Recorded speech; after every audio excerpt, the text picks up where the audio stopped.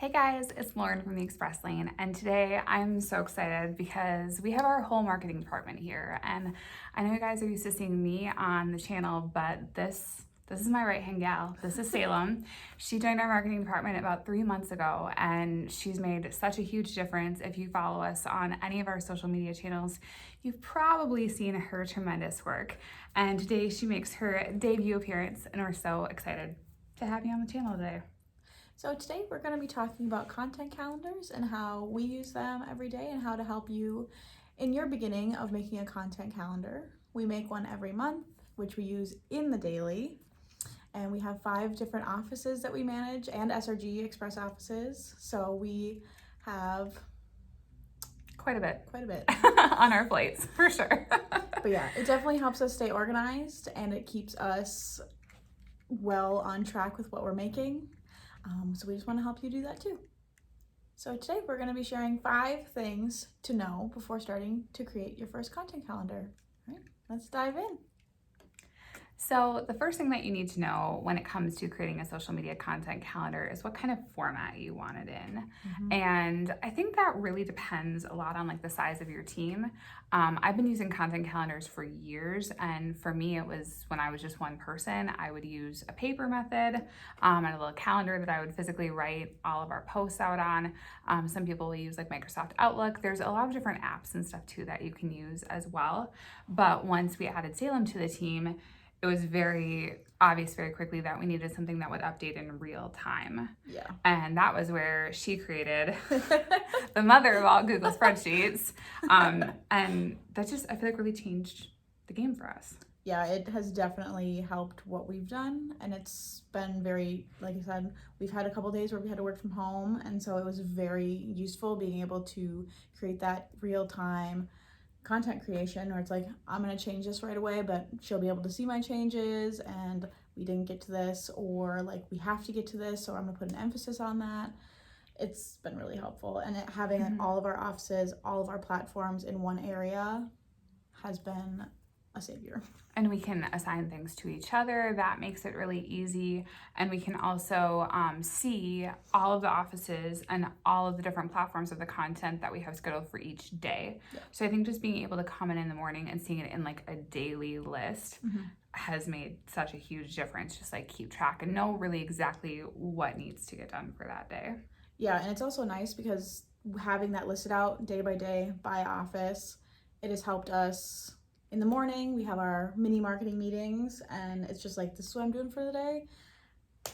I know what she's doing for the day. It works. Yeah. So I would say if you're a beginner and you are very much, just a one-person team, I think that you could definitely get started with paper or a more simplified method. But I really think that once you have a team of 2 or more, going digital is really the way to go. Yeah. I mean, when I started, I started in college. I used my big whiteboard calendar. That's another good idea too. I like that. Yeah.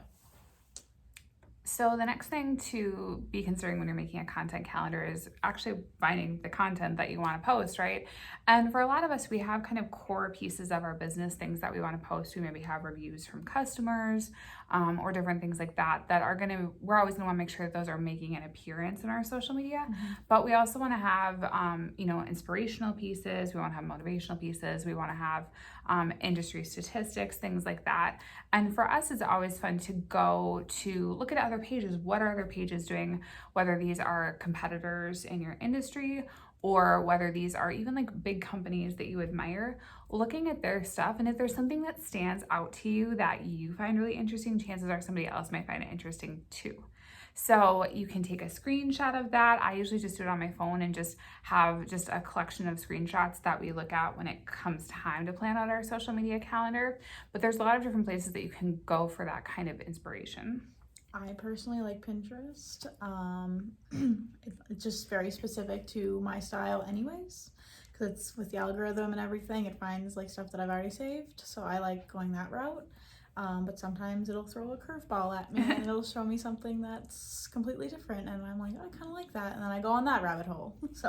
And I think it's good too to learn for like whether it's hashtags or whether it's like the aesthetics of a post, just to like be looking at all kinds of different things and kind of figure out why that item speaks to you. And then of course finding a way to make it work for your business. Like, what's a Right. way that you could like take this post and highlight your own services or highlight a testimonial or whatever it happens to be. And the biggest thing is to just take inspiration from it. Don't just like knock off someone else's design. Right, and I feel like it's also important to keep the brand standards in mind too. Yes. Like when you're making these like finding these pieces of content to find inspiration from, it's definitely key to keep like, how can I make this work for the brand? Like, does it make sense with the brand? That kind of thing. And adding in like your own colors or adding in your own fonts that are part of your brand standards too, I think is really important. But you can find inspiration in so many places, and you never know when you're gonna see something that you find really interesting. Even like if I'm out and about and I see a billboard that I like or something like that, just take a screenshot of it, take a picture of it while you're looking at it, because then you have it when you actually sit down to create your calendar. Right, I agree.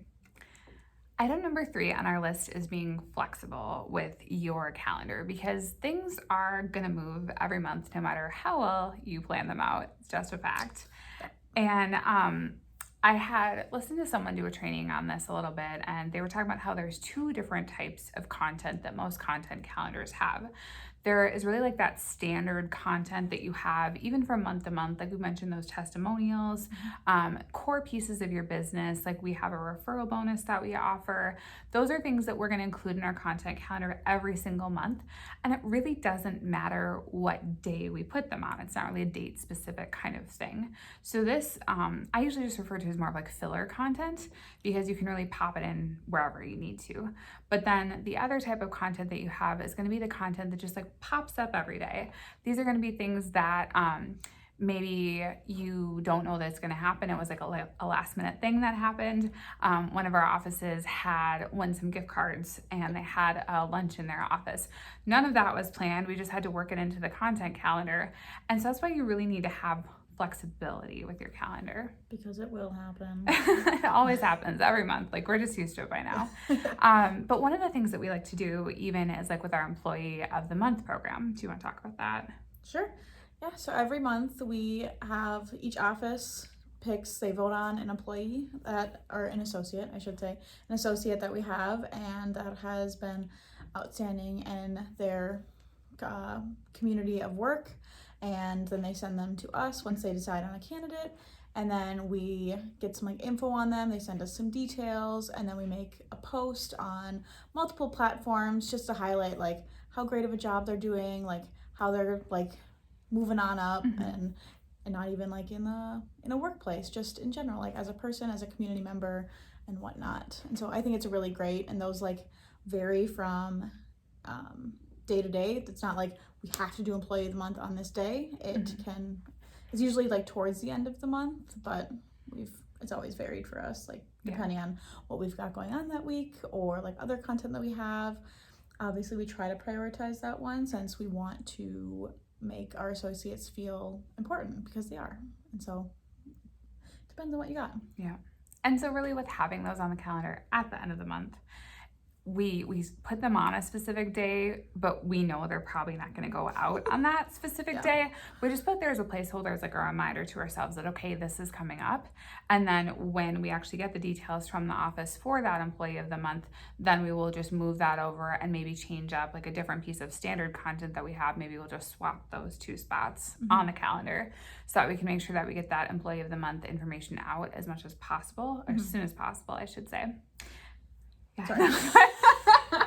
I was just gonna say, with stuff like that, with content like that, we're relying on people in the office as well. They've got 100 other things to do too, so that's why it's important for like marketing to, when you're doing your content calendars, to be flexible, because like people are relying on you, you're relying on them. Absolutely. Everyone's got 100 things on their plate, so that's definitely for sure. And as flexible as you need to be with stuff, you also want to know which dates need to be like set in stone. So one of the things that we really love to spotlight on our social media platforms are like work anniversaries or birthdays. Those are really important things, and we want to celebrate those on the actual date. Might be important.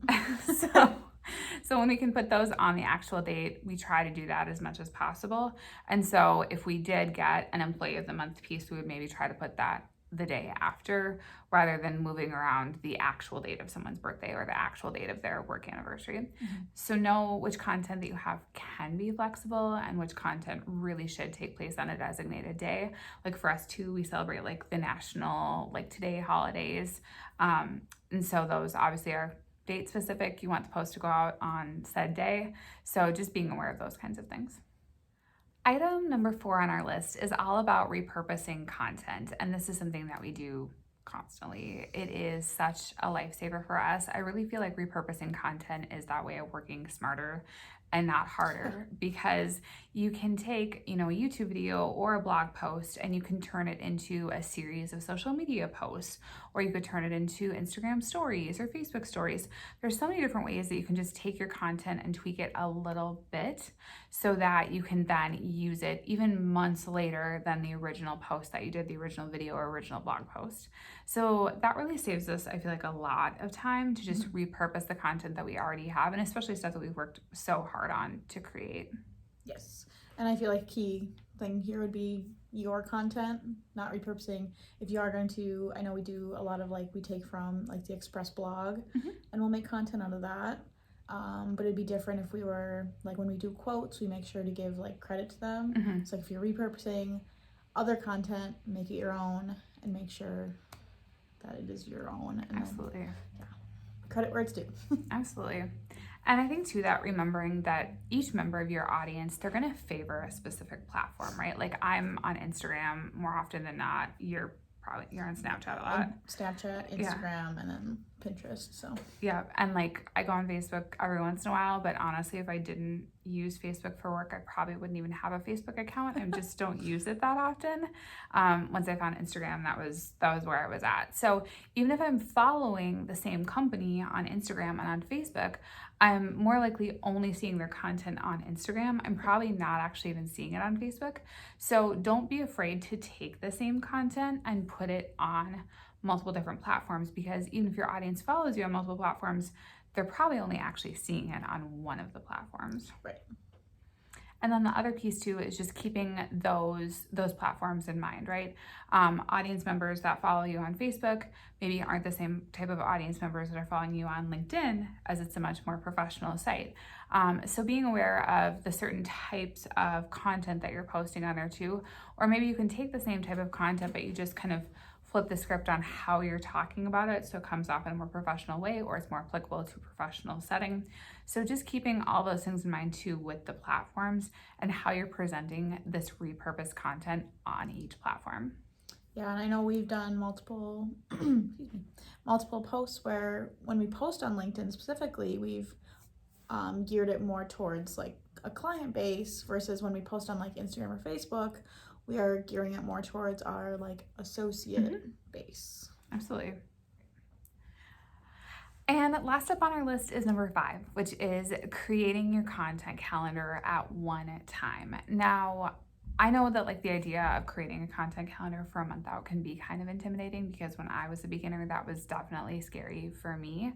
So I would say even if you start by just creating a week by week content calendar, or 2 weeks, work your way up to a month.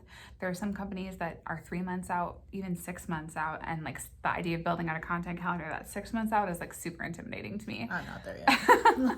So it's we totally get it, and it really is about just planning out what works for you, because taking the time to sit down and plan it out, you're going to be so much more efficient coming in every single day and already knowing what you have to post that day than if you were to come in with no plan at all, and now you're wasting 20 minutes just trying to find something to post, find an article to share, or trying to then have to come up with the topic and the design and the copy and the hashtags and get it out on time. It's it's just going to take you so much longer than if you can walk in and you already know what you're doing. Yes. And for us, over the years, I found that it's really helpful to batch the type of calendar that you're doing and to sit down and batch all of your content at once. It just saves a lot more time too. So we've had a couple of different content planning sessions so far for our content calendars, and the first day was we had a full day that we had blocked out. Yes, that was the first time that we together had made one. So we had the whole day blocked off just for We had all the content out before, like the day before, so we could just like sit down and focus on content and like brainstorming ideas for new content, where to put stuff on the calendar, finding those national holiday things, national todays, not holidays. But yeah, so, but then the last one we did, which was for September, our brainstorming session was only an hour and a half. So yeah, and I think it goes with anything, right? The more you practice it, the faster you get at it, the easier it gets to do. But the biggest thing is when you do go into a planning session for your content calendar, is just make sure that you prep. Make sure that you like already know like what are the work anniversaries and what are the birthdays that you want to highlight? What are your specific company events that you have coming up? Specific things that you want to highlight, but also to make sure you have all the equipment you need, if that's like your laptop or your laptop charger. Or just a notebook, like a paper calendar thing, anything. Yeah, whatever it happens to be. And for us, I think like we found out like sometimes it works well to just like sit down and just like kind of do like a brain dump of like all of the things that you want to include in your calendar. And then other times it's more helpful to then like go through that list and then put that on the actual calendar, assign that to the days that you want to do that. And I like to do that. And then those are really more of our, like I said, those like pop-up things, those like you have a very specific date assigned to these items, and then filling that in with all of your other filler content, like whether that's testimonials or referral bonuses or things like that. So that's really the approach that we try to take when we're putting together a content calendar for the next month. And then we, of course, send that content calendar out to all of our offices so that they can see, hey, here's what's ahead for the next month. Yeah. They can let us know if, hey, there's a pop-up event that they just found out about. Like we have our Bacon Bash event that's coming up in September. Who doesn't love bacon, right? And we're gonna be at a booth there. And that was something that when we did our original planning session, we didn't know about. So that is something that, again, we would move something on the calendar to make room for that post so that we can be spotlighting that event that's coming up. I agree. Yeah, because your content calendar, like once you get going, it's gonna be whatever works for you and like the company you're working at, or branches, like in our case, works best for them. So you'll find the rhythm. And just, understanding that, yes, it might seem intimidating to start to block out that much time to plan. But if you think about, 8 hours, if you do have a full day planning session versus 20-30 minutes every single day, it's going to take you less time to just sit down and do it all at once, get in the rhythm, than it is to try to just make it work on the fly every day.